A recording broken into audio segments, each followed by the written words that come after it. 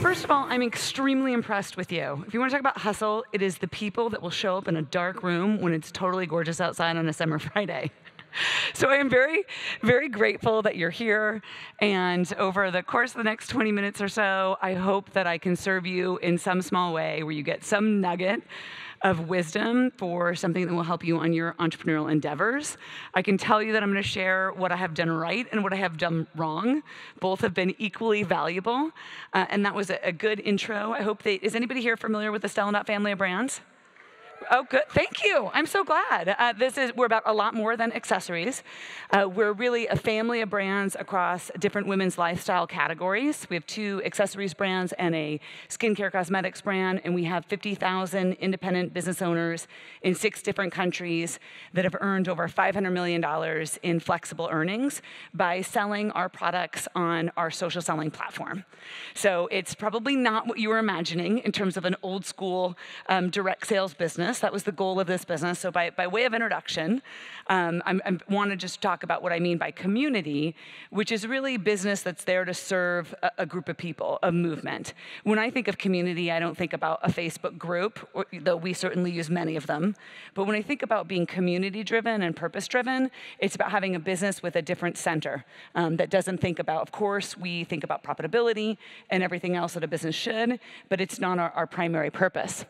So this is how we began. I know what you're thinking, that those children are adorable, and boy, that looks like a dump. And those are both true.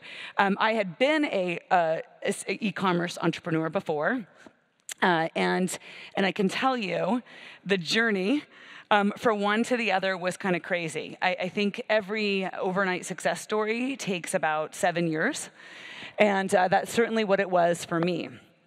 I was here, I feel so, it was easy for me to be an entrepreneur in many ways. And I know that easy and entrepreneur don't typically go together, but when you think about the stars aligning in the grand history of time, I was born, in this country. I graduated from Stanford in 1994 at the advent of the internet, the first time that women were earning degrees equal to men, and everything was a startup. So I went into technology startups, and I did what a lot of entrepreneurs do. I then went back to Stanford Business School and dropped out to start the company that would become WeddingChannel.com. And I went at that business with my head. And I looked at every framework and said, where's a large addressable market space that you could disrupt with technology? This was the early days of e-commerce. It was about aggregating price and availability to bring wedding gift registry online. And that business worked. And it worked so well. We were on Oprah for being great entrepreneurs. And all these women reached out to me and said, it was an Oprah-ized view of the story. So it was like, she loves shopping, so she started this business. This is actually not what happened. But people reached out and said, how do I start this business? And I honestly thought that all I could offer was I had raised over $120 million in venture capital. I worked 7 days a week. And all I could think was, I don't run this business runs me. I'm like this business's bitch. Like I can tell you, what you should do is don't do this. And I really thought to myself, how could I be so successful in what you're supposed to be pursuing as an entrepreneur and actually feel like a fraud? And at every metric that you wanted to check off, the business checked off. So I said to myself, hold on, I'm wired to hustle, for sure. I'm an entrepreneur by trade. I look at the world and I just see the way that I want it to be instead of the way that it is, and I become endlessly obsessed with making it so. But if I'm going to do that, it better be for a purpose. And that purpose better not be to just create liquidity for the different people on the cap table. So I decided to go at it again, very differently, and being mission and community driven, and really saying, what are my passions? And for that, and at that time, I had this serendipitous experience of discovering direct sales. I was staying at the Adolphus Hotel in Dallas. Has anyone been there? It's kind of old and creepy, a bit like this theater. But like the elevators are this big, so if you were in the elevator, you were like making out with the other person in the elevator. Like this is intense. And I was there with these women that were pink caddy drivers. They were with Mary Kay. They had sashes and tiaras, and they were clearly very, very successful. It was clearly a community. It was a business where it was about more than makeup. It was clearly about people, and I could see their joy and their expression. And I was in this business, in this world where all it was about growth and challenge, and even if we were growing, we weren't growing enough. And I thought to myself, that's the business I want to be in. It's the people business. And I'm so curious about it. Now, I thought it was like a pyramid scheme. that was stuffing inventory into closets and had a lot of false promises. And honestly, a lot of that was actually accurate. And it scared the crap out of me, meaning I thought there's no way I could go into a business like that because what would people think? Right, here I was, the poster child for the e-commerce, and then I was going to go start this crazy industry.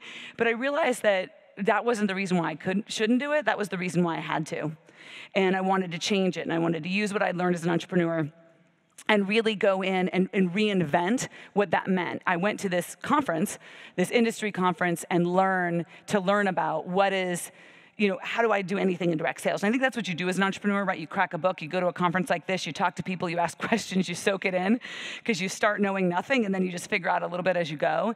And what really got me was when I went to this conference, it was all supposed to be about the mission. Everybody's tagline, every mission that was painted on every corporate office's wall was about being the company for women or serving this. But then when you talk to their executives, it didn't really feel that way. It didn't really seem authentic.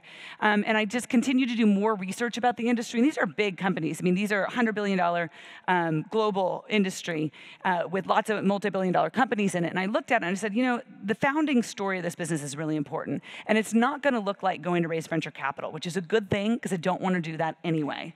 So I think the first way you really create a community is with total authenticity. You don't start by being a community leader. You start by being a community member. So for me, that meant being someone, the business is ultimately to serve. It's really not what you're thinking in terms of, 80% of our business owners have other full or part-time jobs. They're doctors, they're lawyers, they're teachers. They're not just the stay-at-home mom that is really how the industry started in the 50s. These are very much professional level women that have a side gig. It's their side hustle. But what I realized is I needed to start this business, this founding story needed to be me working another job, nights and weekends, out of my living room while I was pregnant with my first child. So it may have seemed crazy, and in a way it was, but the actual authentic roots of our business, now anybody who's doing this, and I can understand their struggle because I've been there and I've done it. So that was really important. And that also allowed me to bootstrap the business. So unlike the first company, I decided to bootstrap this one. We raised nothing more than $2 million. I funded it myself for a while, and then I brought in a couple other investors, but with all the concept of being an LLC and buying and holding the business. And we're over a couple $100 million in revenue. We've been profitable ever since, and we never took more than $2 million in capital to build the business because it was community driven. And community driven, when you think about how do I go acquire a customer, and so often you think to that about how do I acquire a customer? How am I going to get them online? How is it going to be viral? I'll tell you how you acquire a customer in a really viral way. You walk into their living room and you go door to door. And I really literally mean that. When I started and was a community member, I started with the product trying to sell it. Even though, and so I think that's really, really important is to always be a member and stay a member and have authentic interactions. The other thing about being a community is you have to be simple to join and quick to connect. When you have a user or a registered email or even a customer with a first-time purchase, see them as a member in waiting. Nobody connects with a cursory introduction. They really bond when there is a true connection. So as a tribe of sellers, these 50,000 people, again, in 6 countries, and the things that we do, right? If you're walking into a Stella Dot conference or a Keep Collective conference or an Ever conference, we would use every tactic and device that's a part of human nature to connect them to the tribe. There is a dance that we learned. There is a song that we learned. It is as close as you can get to having a secret handshake, because if you're inside of a community, you're a member. You feel like you belong. It's like what church is about, right? You sing songs, you have a ritual. If you live in a particular town, you know things that people that don't live there don't know. And so that's really important about when you're thinking about the community, the community can't just be about a commercial purpose. It has to have rituals and customs and things like that. So that's the other thing that we're really doing, is that recognizing that in real life really matters. I think you've probably seen and read all the statistics that people are more connected than ever, but actually lonelier than ever. Do you know that bowling is up as a hobby, but more people are bowling alone This is very sad, sad but true. And so in real life is really critical. The more we're a tech company as much as we're a people company. So we build these social selling apps that allow them to connect. A lot of our businesses are driven online, but we do a lot to do things to get people to meet up in person because that community element is really, really valuable. And I know that's why the Hustle does this conference here and it really matters. So the other thing to think about that's so counterintuitive to what you think about is in business. Everybody's heard about the Pareto Principle and that it's the top 20% that will drive your revenue that you got to focus on the matter. But if you're going to be a real community, you got to worry about the 80%. A community isn't a group of people. It's about the one.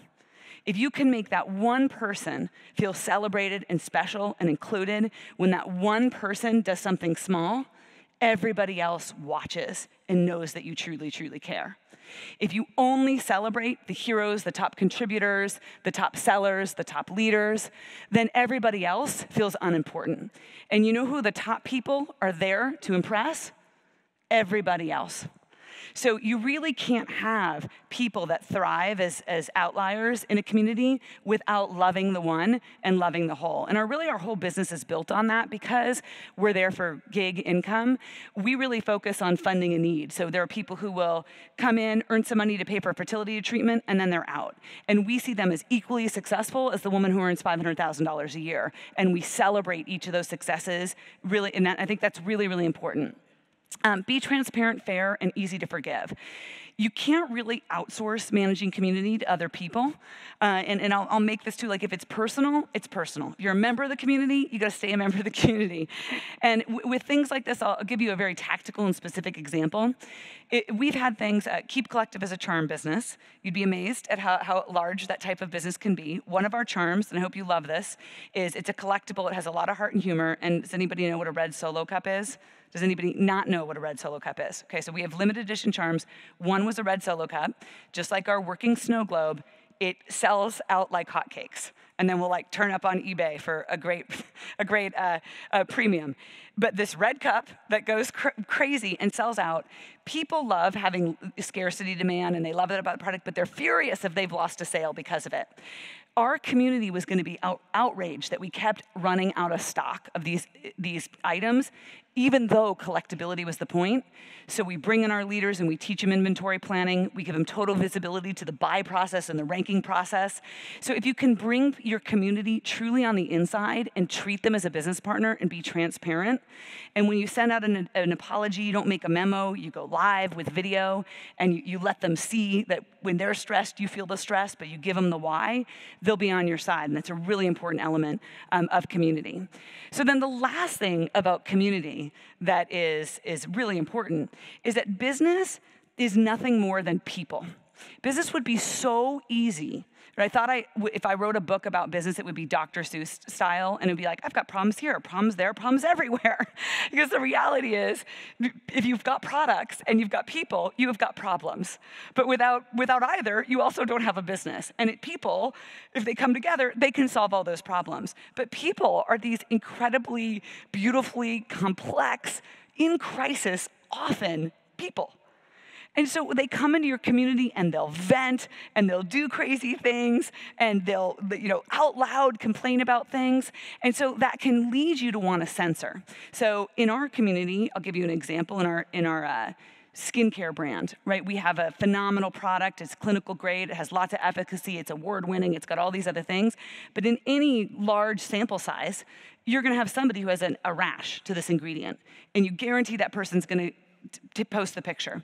In jewelry, we have the industry standard industry defect rate is 14%. Ours is 3%. We overinvest in quality, but the entire 3% seem to come online and post a picture, robbing everybody else of the confidence and the quality. But you have to continually message the numbers and the statistics saying, yes, thank you so much for sharing that photo. We want you to know, here are the numbers, here's the stats, because you have to protect the community, but without censoring it, because censoring will backfire.